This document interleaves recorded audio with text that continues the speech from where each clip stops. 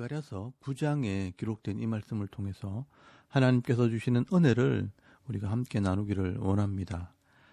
여러분, 이 스가랴서 9장 말씀에는 이스라엘을 괴롭혔던 이방 나라에 대한 심판과 메시아에 대한 예언이 기록이 되어 있습니다. 이 바벨론에서 돌아온 이스라엘 백성들이 이 성전을 건축하고 은혜가 회복되면 행하시게 될 이 하나님의 계획에 대해서 말씀하시면서 먼저 이 이스라엘 주위에 있는 이방 나라들을 심판하실 것을 말씀을 하게 됩니다. 여러분, 스가랴서 9장 1절 말씀에 보시면 이 다메섹에 대한 경고의 말씀이 기록이 되어 있습니다. 여호와의 말씀이 하드락 땅에 내리며 다메섹에 머물리니 사람들과 이스라엘 모든 지파의 눈이 여호와를 우러러 봄이니라 라고 말씀을 합니다. 여러분, 여기 하드락은 지금의 시리아 땅을 말합니다. 그리고 이 다메섹은 아람 나라를 말합니다. 이스라엘의 이 북쪽에 있는 나라들입니다. 이 나라들에게 이 하나님의 말씀이 임하게 됩니다. 그런데 그 이유가 이스라엘 모든 지파의 눈이 여호와를 우러러 봄이니라 라고 말씀을 합니다.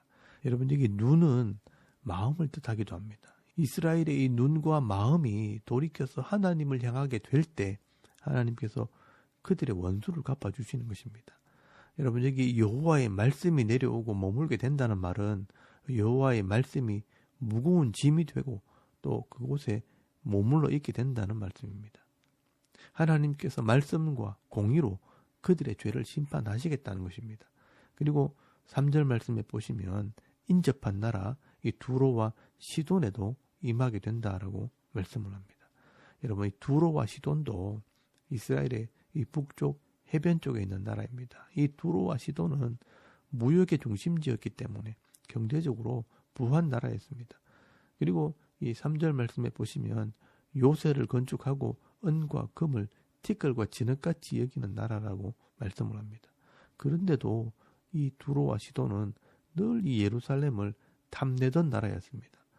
이 시리아와 아람은 늘 전쟁을 통해 이스라엘 땅을 차지하려고 위협했던 나라고, 또 이 두로와 시돈은 아시아와 유럽을 잇는 무역의 중심지였기 때문에 늘 경제적인 부분에서 이 예루살렘을 탐내고 욕심을 냈던 나라였습니다.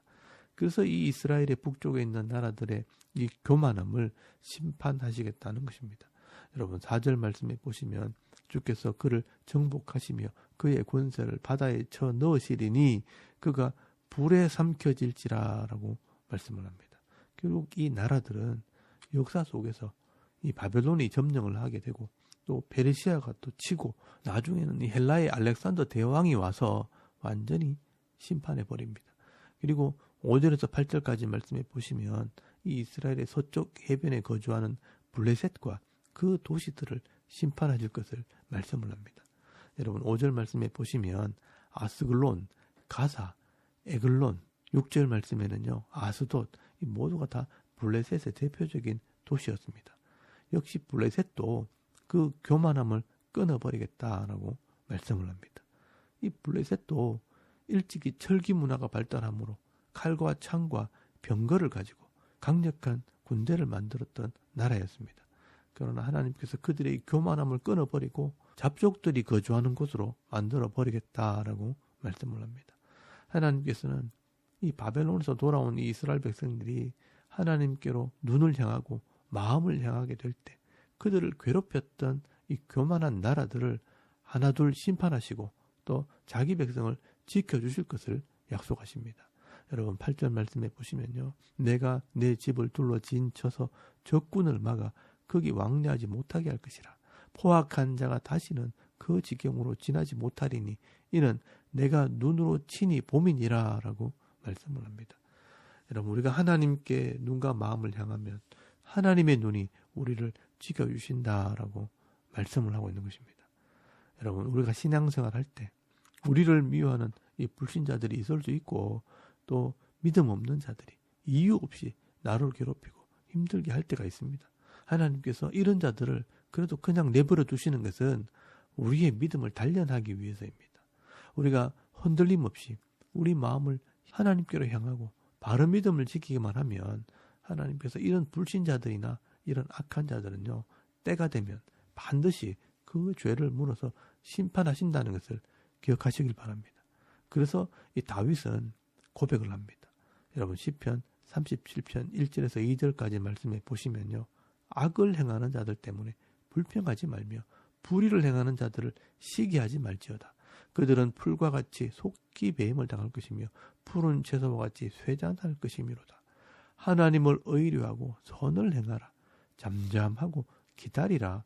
잠시 후에는 악인이 없어지리니 네가 그곳을 자세히 살필지라도 없으리로다 라고 말씀을 합니다. 그러므로 여러분 하나님께서는요. 오늘도 어떤 어려움 속에서도 전심으로 자기를 향하는 자들에게 은혜를 베푸신다고 말씀을 합니다. 한눈 팔지 마시고 하나님께로 우리 마음을 향할 때 하나님께서 우리의 가정과 기업을 지켜주시는 그런 은혜를 누리며 살아가는 믿음 있는 성도들이 다 되실 수 있길 바랍니다.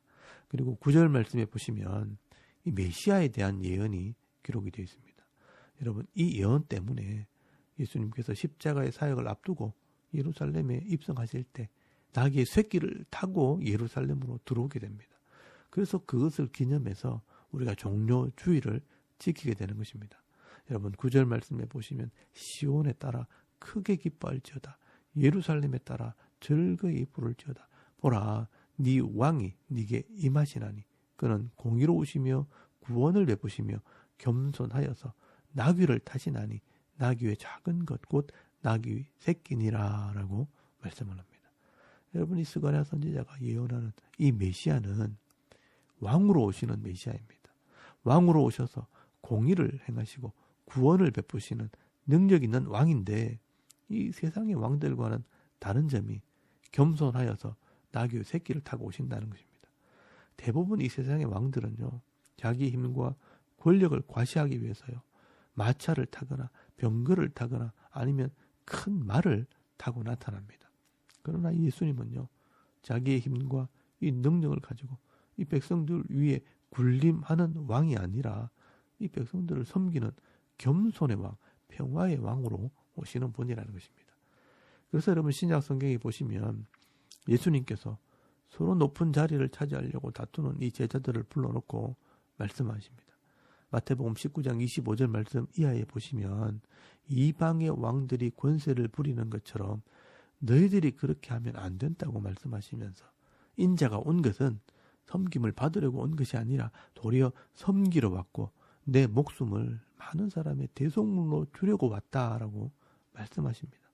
그리고 너희도 나처럼 서로 섬기는 자가 되어라라고 말씀하셨습니다.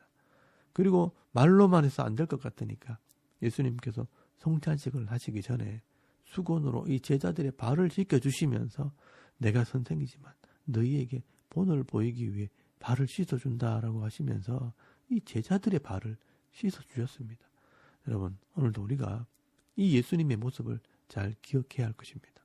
우리가 예수를 믿고 직분을 받으면 다른 사람들 위에 서는 것이 아니라 다른 사람들 섬기는 자로 세워진 것이라는 것을 알아야 합니다. 낮아지는 자가 높아지는 것이 이 성경의 원리입니다. 이것이 세상과 교회가 다른 점입니다. 이런 모습을 통해 하나님께서 자기 백성을 구별하시는 것입니다. 여러분 예수님께서 하나님께서 주신 이 왕의 권세와 능력을 가지고 백성을 섬기셨던 것처럼 오늘 저와 여러분도 하나님께서 주시는 은혜와 은사와 이 복을 가지고 많은 사람들을 섬기는 주의 일꾼들이 다 되실 수 있길 바랍니다. 그리고 10절에서 17절까지 말씀에는 이 메시아의 사역에 대해서 말씀을 합니다. 여러분 10절 말씀에 보시면 에브라임과 예루살렘에서 병거와 말과 활을 끊어버려서 전쟁을 거치고 화평을 바다에서 바다까지 유브라데 강에서 땅끝까지 전하게 될 것이라 라고 말씀을 하고 있습니다. 여러분 이 말은 예수님께서 이 세상의 왕들처럼 전쟁으로 이 땅을 다스리고 지배하는 것이 아니라 평화의 복음으로 온 땅을 정복하실 것을 말씀하고 있는 것입니다. 그리고 11절 말씀에 보시면요. 언약의 피라는 단어가 나옵니다. 여러분 출애굽기 24장 말씀에 이스라엘 백성들과 율법으로 언약을 할 때 피로 언약을 맺을 때 썼던 단어가 바로 이 언약의 피라는 단어입니다. 여러분 마태복음 26장 말씀에도 보시면 예수님께서 성찬식을 통해 새 언약을 하실 때 이 언약의 피라는 단어를 사용하십니다. 여러분 하나님께서는요, 이 이스라엘 백성들과 언약을 맺으셨기 때문에 11절 말씀에 보시면 지금은 이 바벨론의 이 물 없는 구덩이에 갇혀 있지만 그들을 건져내서 이 언약을 성취하는 민족으로 사용하시겠다는 것입니다. 그래서 여러분 13절 말씀에 보시면 유다는 활로, 에브라임은 화살이 되어 헬라를 치게 할 것이고 14절과 15절 말씀에 보시면 여호와께서 나타나시고 여호와께서 나팔을 불고 여호와께서 호위하실 것이라 라고 말씀을 하고 있습니다. 여러분, 하나님께서 이 이스라엘과 언약을 맺었기 때문에 결국 이 이스라엘을 회복시키시고 예루살렘에서 율법이 예루살렘에서 복음이 나와서 온 땅이 구원을 받게 되는 일들이 일어나게 되는 것입니다. 여러분, 그게 신약에서 이방인들이 구원받는 것으로 성취가 되어지는 것입니다. 그래서 지금 우리가 예수를 믿고 예배 자리에 함께 나와서 함께 예배 드릴 수 있는 하나님의 백성이 되어진 것입니다. 여러분, 이것이 바로 하나님의 구원 계획이라는 것입니다. 그래서 여러분 16절 말씀에 보시면 이 날에 그들의 하나님 여호와께서 그들을 자기 백성의 양떼같이 구원하시리니 그들이 왕관의 보석같이 여호와의 땅에 빛나리로다라고 말씀을 하고 있습니다. 여러분, 구약에서는요, 이렇게 이스라엘 백성들이 언약의 백성으로 귀한 존재로 여김을 받지만 신약에서는요, 이 교회가 이런 은혜를 입게 된다는 것입니다. 이 예수의 피로 언약한 백성들이 성도들이고요. 이 성도들이 교회를 통해 이 복음의 사역을 감당하게 될 때 하나님께서 이 교회를 왕관의 보석같이 빛나게 하실 것이라 라고 말씀하고 있는 것입니다. 그리고 양식을 주시고 잔치하는 기쁨을 주십니다. 여러분 17절 말씀에 보시면 형통함과 아름다움을 주시는데 곡식과 포도주로 강건하게 하신다라고 말씀을 합니다. 여러분, 이 곡식은 양식을 말하고 이 포도주는 잔치를 말합니다. 풍성하게 잔치하는 복을 주시겠다는 것입니다. 여러분, 오늘 저와 여러분도 내게 주신 이 사명을 깨닫고 내 삶 속에서 이 복음의 도구로, 이 섬김의 도구로 쓰임 받게 될 때 적어도 하나님께서는 우리들을 이 왕관의 보석같이 존귀한 자로 여겨주시는 것입니다. 여러분, 오늘 우리 대구 샤론 교회도요, 하나님께서 보실 때 이 유라통의 보석 같은 존재로 여겨주실 것입니다.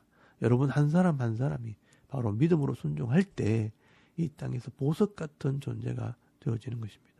이렇게 스가랴서 9장 말씀에는 이스라엘 백성들이 성전을 건축하게 될 때 이스라엘을 괴롭히는 이방 나라들은 심판을 받게 되고 또 회복된 이 이스라엘을 통해 메시아가 오심으로 이방 나라와 이방 백성들이 구원받게 되는 이런 은혜가 있다는 것을 말씀하게 됩니다.